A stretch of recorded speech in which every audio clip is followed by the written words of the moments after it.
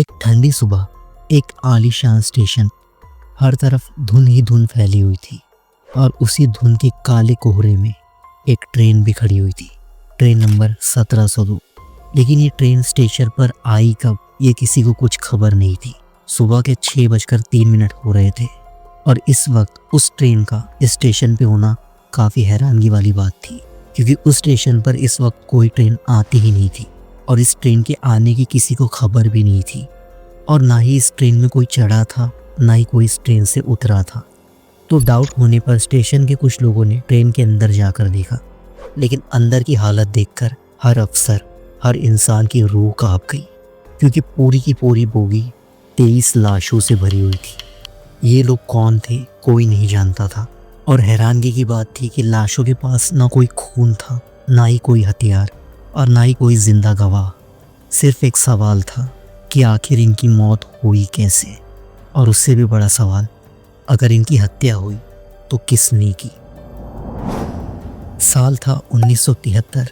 एक बहुत ही बड़ा बर्फीला इलाका जो लगभग 140 किलोमीटर की एरिया में फैला हुआ था और इसी बर्फीले इलाके में बहुत से छोटे छोटे रेलवे स्टेशंस थे जो एक दूसरे को कनेक्ट करते थे और यहाँ जितनी भी ट्रेनें चलती थी वो दिन के वक्त चला करती थी।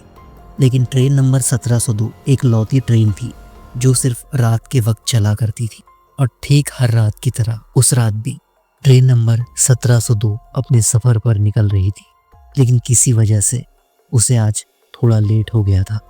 उस ट्रेन में कुल 23 यात्री सवार थे, जिसमें कुछ सरकारी अफसर थे और कुछ अनजाने से लोग जिनके पास एक ब्लैक बॉक्स भी था।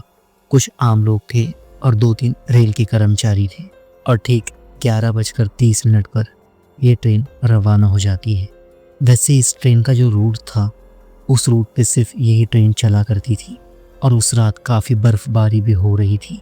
लेकिन अगली सुबह इस ट्रेन को जिस स्टेशन पे पहुंचना था वो वहां पहुंचती ही नहीं है, बल्कि किसी और स्टेशन पर पहुंच जाती है।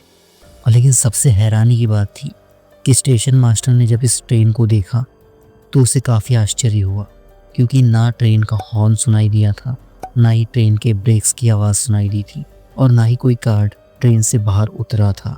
और जब सब लोगों ने जाकर ट्रेन के अंदर देखा तो अंदर का मंजर काफ़ी भयानक था।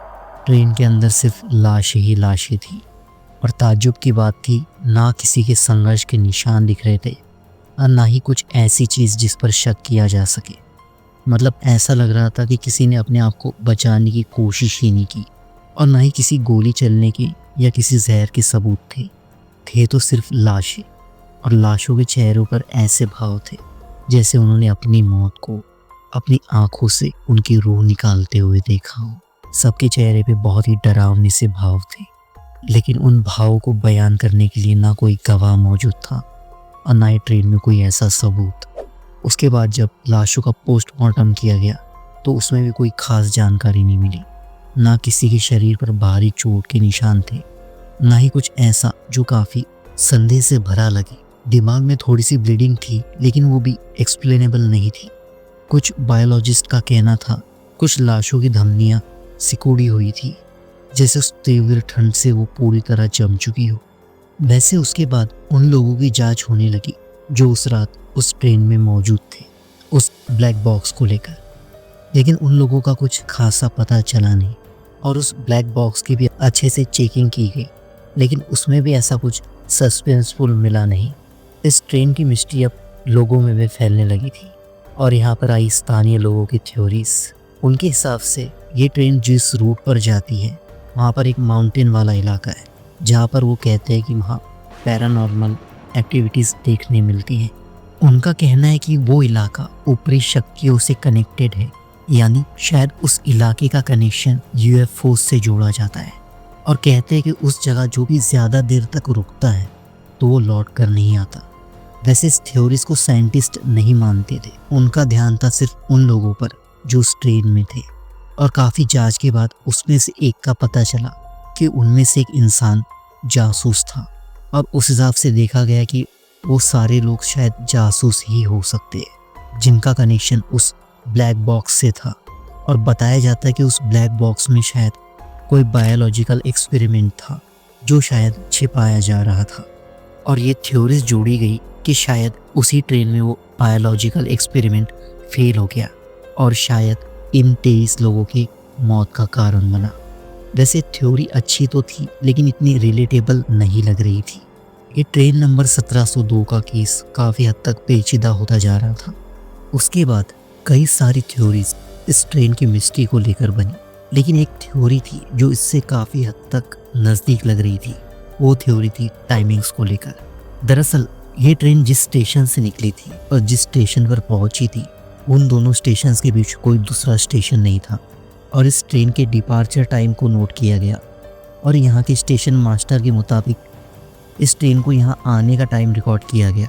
तो पता चला कि ये ट्रेन लगभग 6 घंटे में यहाँ पहुँची होंगी।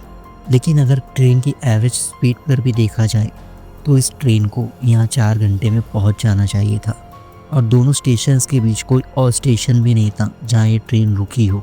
इस थ्योरी के बाद सवाल उठने लगे कि आखिर ये ट्रेन 2 घंटा थी तो थी कहाँ।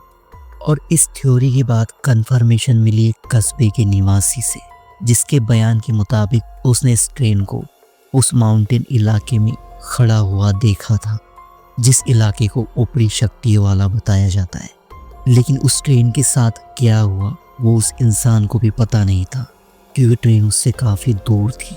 उसके बाद उस जगह की भी जांच की गई कि वहाँ अगर कोई सबूत मिले, लेकिन वहाँ भी छोटी मोटी चीज़ें ही मिल पाई जो काफ़ी नहीं थी। आखिर क्या हुआ था उस जगह उस ट्रेन के साथ ये कोई नहीं जानता था और ये ट्रेन नंबर 1702 का रहस्य और उन 23 लाशों का रहस्य अनसुलझा ही रह गया। सो गाइस, अगर आपको ये वीडियो पसंद आया हो तो ये वीडियो भी आपको ज़रूर से पसंद आएगा, जहाँ हमने बात की है जेनेटेड ट्रेन मिस्ट्री की, जो एक टनल में जाती है लेकिन उस टनल से बाहर ही नहीं आती। आखिर क्या हुआ उस ट्रेन के साथ, यहाँ क्लिक करके देख सकते हैं। और प्लीज़ इस चैनल को सपोर्ट करते रहिए अपने लाइक और कमेंट्स के साथ, क्योंकि हम ऐसे मिस्ट्री वीडियोस आपके लिए लाते रहते हैं। तो प्लीज़ इस चैनल को सब्सक्राइब भी ज़रूर करके रखिए। मिलते हैं अगली वीडियो में, तब तक के लिए अपना ख्याल रखिए।